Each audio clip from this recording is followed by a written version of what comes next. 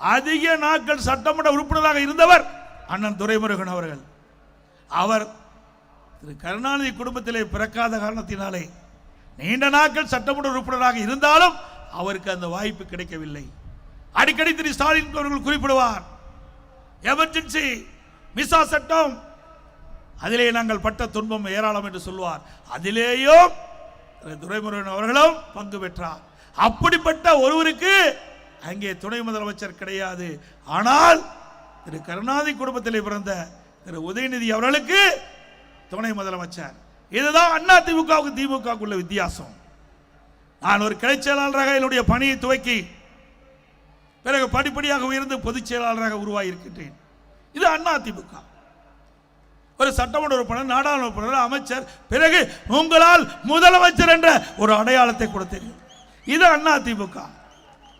திமுக அப்படி வர முடியுமா? திரு ஸ்டாலின் திமுக தலைவர், உதயநிதி இளைஞரணி திமுக இளைஞரணி தலைவர், திரு கனிமொழி துணை பொதுச் செயலாளர். அதே போல தமிழகத்தில் வெற்றி பெற்றாலும் திரு கருணாநிதி குடும்பத்தைச் சேர்ந்ததுதான் ஆட்சி அதிகாரத்துக்கு வருவார்கள்.